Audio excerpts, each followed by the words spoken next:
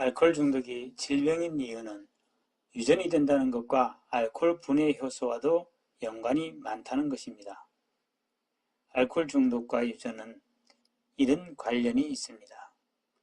술을 마시면 알코올은 체내에서 탈수소 효소에 의해 분해되는 해독 과정을 거칩니다.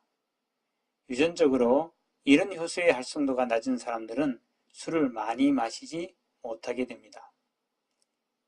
특히 동양인이나 여자에게서 유전적으로 효소의 활성도가 낮은 것으로 알려져 있습니다. 이런 경우 같은 양의 술을 마셔도 더 쉽게 체하고 술로 인한 불쾌감이 심해집니다.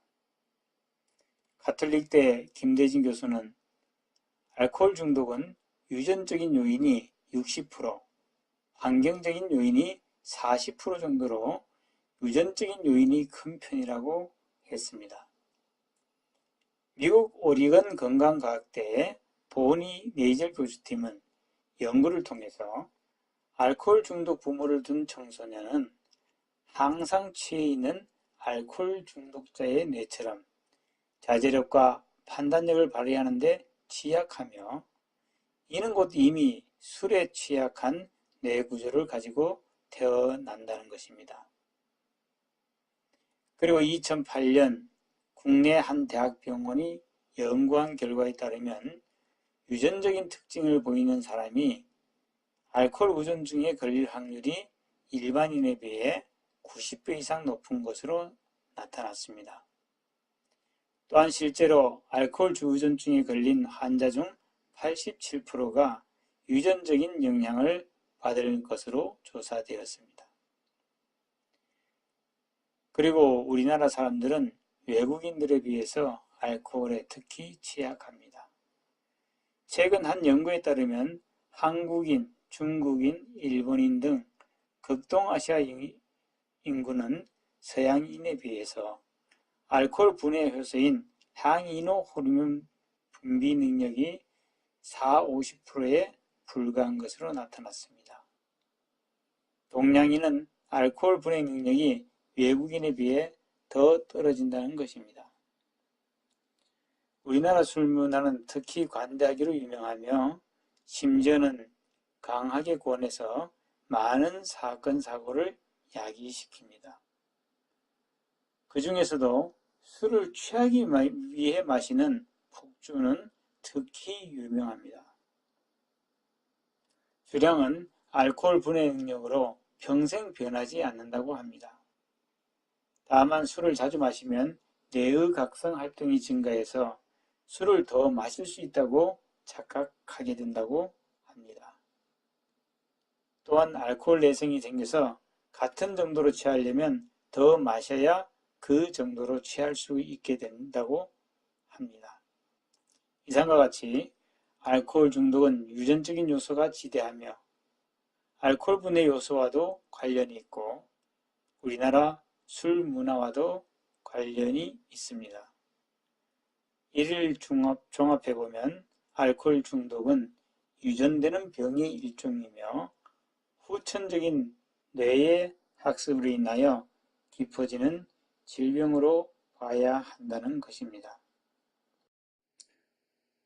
알코올 중독 치유의 시작은 병으로 인정하는 데서 출발합니다.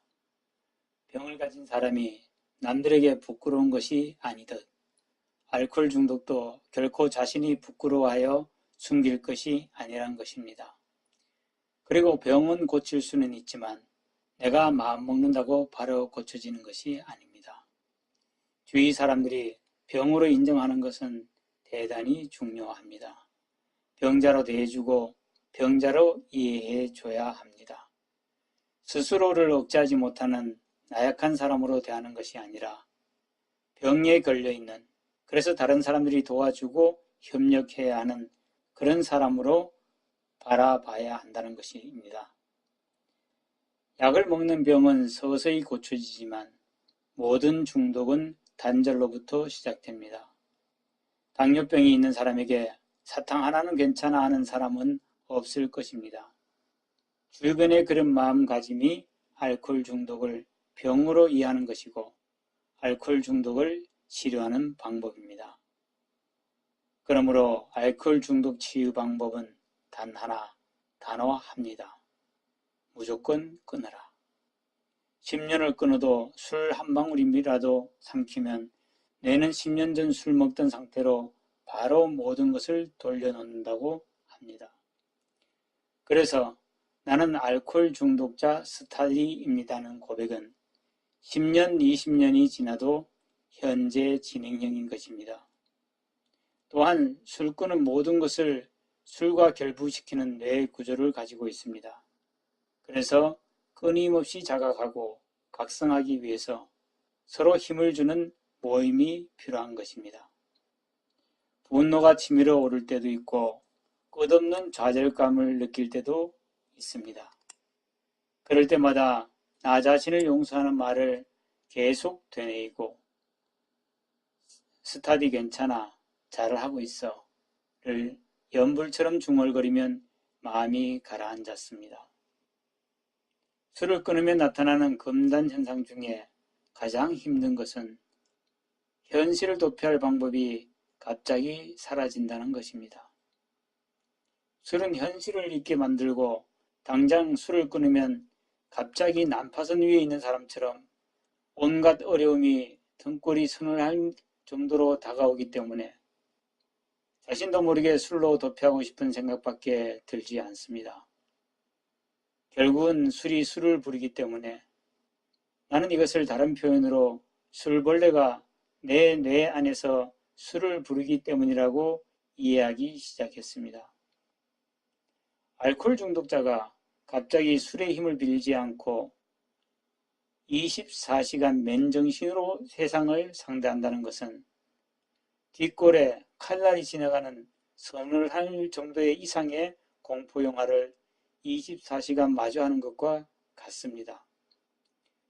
술을 먹지니 아니니 잠을 잘 수가 없고 몽롱하면서 조마조마한 시간들. 언제 이러한 상태를 벗어날 수나 있긴 할까? 술을 끊으면서 몇 년 동안 쉴 새 없이 끊임없이 나에게 물었던 질문입니다. 술을 먹지 않는 사람들은 도저히 이해할 수 없는 상태에 있는 것입니다. 정리를 하면 이렇습니다. 먼저 술 먹는 장소, 친구, 모든 것을 끊어야 합니다. 그리고 오늘만 먹지 말자고 수없이 되뇌입니다. 이렇게 살면 그동안 알던 분들이 무슨 낙으로 사느냐고 묻기도 합니다. 더 나은 낙이 분명히 있습니다. 그리고 주변 사람들의 희생으로 이루어진 알코올 중독입니다. 끊으면 주변 사람들이 행복해하고 그리고 나도 다른 많은 행복을 찾게 됩니다. 그 행복은 알코올 중독 상태와는 하늘과 땅 차이의 행복입니다. 감사합니다. 구독, 좋아요 부탁합니다.